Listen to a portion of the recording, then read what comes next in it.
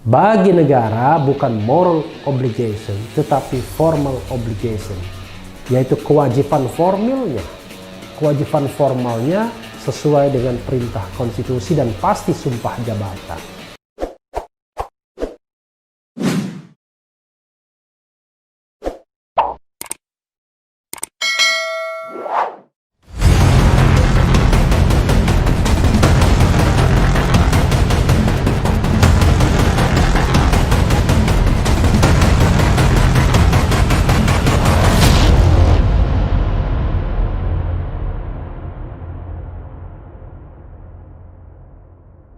Assalamualaikum warahmatullahi wabarakatuh, Sobat RH sekalian. Jumpa lagi kita di channel yang keren ini, Keren Cadas. Kali ini saya akan uber jawaban istana terhadap ajakan rekonsiliasi dari Habib Rizik yang sudah kita videokan ya sebelumnya, tapi rupanya agak dingin ya. Istana bersikap dingin tanggapi keinginan Rizik. Apa yang direkonsiliasi? Sebagaimana dilansir suara.com. Ya. Suara.com. Pimpinan Front Pembela Islam Habib Rizik Syihab menyatakan siap rekonsiliasi dengan pemerintahan Joko Widodo. Tetapi dengan syarat negara bebaskan dulu tokoh-tokoh di barisannya yang sekarang ditahan, termasuk aktivis kontra Undang-Undang Cipta Kerja. Tetapi istana menanggapi secara dingin pernyataan Habib Rizik. Justru istana menanyakan landasan rekonsiliasi yang diinginkan tokoh yang selama 3,5 tahun mengasingkan diri di Arab Saudi itu. Menurut saya, apa yang direkonsiliasi dengan Pak Habib Rizik? Sudah Habib Pak lagi ya. Kita nggak ada masalah, ujar kata Kepala Staf Kepresidenan Muldoko di Istana Kepresidenan Jakarta, Kamis 12 November 2020. Muldoko kembali menyampaikan bahwa selama ini pemerintah tidak pernah merintangi Rizik kembali ke Indonesia. Sebaliknya, pemerintah melalui aparat keamanan memberikan pengamanan kepada Rizik ketika kembali ke Indonesia pada 10 November lalu. Dari awal saya katakan Pak Habib Rizik mau pulang ya pulang saja. Pergi sendiri, pulang silahkan. Kan gak ada masalah. Buktinya pulang gak ada masalah kok. Apakah kita mencegat? Enggak. Aparat keamanan justru kita wanti-wanti. Ya kawal dengan baik, jangan diganggu, kata dia. Muldoko berharap publik dapat memahami bahwa tidak ada yang perlu direkonsiliasi dengan kepulangan Rizik. Jadi inilah kita juga harus luruskan, harus clear, masyarakat juga harus paham, tidak ada yang perlu direkonsiliasi. Jadi menurut saya istilah rekonsiliasi itu apanya yang direkonsiliasi? Asal kita semuanya baik-baik bekerja, nggak ada masalah gitu loh. Yang kita bukan pada posisi apa itu yang nggak posisinya baik-baik saja sebenarnya. Bingung juga ini ya. Negara punya hak dan tanggung jawab untuk menjalankan semua aturan karena negara melindungi semuanya, bukan hanya melindungi atau memikirkan orang-orang yang suaranya keras. Silent majority nggak dipikirkan, kata Muldoko. Semuanya harus merasakan aman, nyaman ya. Untuk itu tugas negara harus menyelenggarakan situasi dengan sebaik-baiknya. Melalui Front TV, Habib Rizik menyatakan kesiapan untuk rekonsiliasi. Kita siap rekonsiliasi, siap damai, ahlan wa sahlan.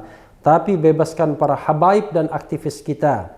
Bebaskan Ustadz Abu Bakar Ba'asyir, Habib Bahar bin Smith, Dr. Syahganda Nainggolan, Anton Permana, Bambang Nur Hidayat, Jumhur Hidayat mungkin maksudnya ya. Bebaskan para buruh, mahasiswa, pelajar yang penuhi ruang tahanan, kata dia. Ya ini kemarin beritanya, kita selesaikan saja. Pemerintah inginnya apa dari umat dan habaib serta ulama? Mau bicara berjam-jam kita siap, bukan monolog ya. Nanti kita dengarkan apa keinginan pemerintah dan apa keinginan umat. Ya sobat era sekalian, langsung ditolak keinginan untuk rekonsiliasi.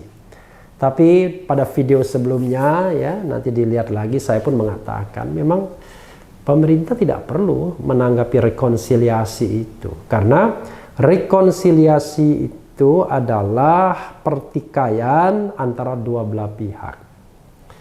Nah, dalam konteks ini, negara bukan pihak sesungguhnya.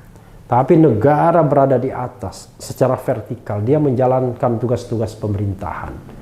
Jadi jangan sampai ada unsur-unsur negara yang berpikir bahwa satu kelompok masyarakat itu adalah lawan politik. Enggak begitu. Karena kalau satu kelompok masyarakat dianggap lawan politik, maka sesungguhnya negara tidak menjalankan perannya secara baik.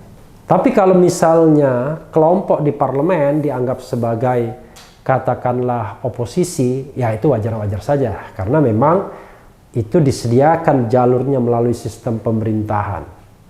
Jadi ada partai yang ikut di dalam kabinet kepresidenan dalam sistem presidensial sekarang kita, dan ada yang tidak diikutkan. Kalau yang tidak diikutkan bersikap oposan, ya itu wajar-wajar saja karena disediakan. Dan memang pemerintah to some extent terhadap sikap oposisi dari mereka, pemerintah adalah pihak. Tapi dalam konteks ini adalah pihak dalam dinamika politik di tataran formal, di parlemen misalnya, atau di wacana-wacana ketatanegaraan. Tapi terhadap kelompok, apalagi individu sebagaimana Habib Rizik, maka negara tidak boleh bersikap seperti pihak yang sedang bertempur, berkelahi, bertanding, ya. Karena negara berada di atas semua golongan, semua masyarakat, apalagi sekadar individu, seperti Habib Rizik Syihab, terlepas para pendukungnya banyak. Jadi sebenarnya yang diinginkan Habib Rizik itu adalah negara bersikap demokratis, bersikap adil, bersikap welas asih, menggunakan kewenangan dengan sebaik-baiknya, selurus-lurusnya sesuai dengan konstitusi yang ada. Tidak mengkriminalisasi orang yang berbeda pendapat, baik dari kalangan ulama, aktivis, pelajar maupun mahasiswa. Jadi itu yang sesungguhnya yang diinginkan, dan ini adalah keinginan semua masyarakat Indonesia tentunya. Walaupun terjadi pro dan kontra terhadap komentar-komentar Habib Rizik misalnya, karena dia pun diserang oleh buzzer-buzzer yang dekat dengan kekuasaan atau pro kekuasaan, atau jelas-jelas memang dari partai-partai yang memang saat ini sedang memerintah, the ruling party. Tetapi sekali lagi negara tidak boleh mengentertain kelompok-kelompok itu untuk terus menyerang dan memojokkan seorang warga negara. Karena sesungguhnya Habib Rizik menjalankan peran dia sebagai warga negara yang kritis dengan tanggung jawab untuk ikut menjaga kekuasaan. Dan kita semua adalah rakyat. Rakyatlah yang berdaulat di republik ini untuk senantiasa mengingatkan pemerintah atau penguasa kalau pemerintah dan penguasa menyimpang dari jalur yang sudah ditentukan, baik oleh Pancasila maupun Undang-Undang Dasar 1945. Jadi Sobat RH sekalian, penolakan Muldoko bisa kita pahami, tetapi yang paling penting adalah ada niat bahwa penguasa atau pemerintah menggunakan kekuasaan dan kewenangannya sesuai dengan pesan konstitusi, yaitu untuk memajukan kesejahteraan umum, mencerdaskan bangsa, melindungi bangsa agar dapat ikut dalam pelaksanaan ketertiban dunia. Individu-individu yang cerdas, yang kritis, seperti Habib Rizik Syihab misalnya, tentu berguna, tentu berperan aktif, tentu akan memberikan kontribusi bagi pencerdasan bangsa melalui komen-komennya dan lain sebagainya. Channel ini pun bermaksud berpartisipasi untuk mencerdaskan bangsa. Jadi sebagai moral obligation warga negara.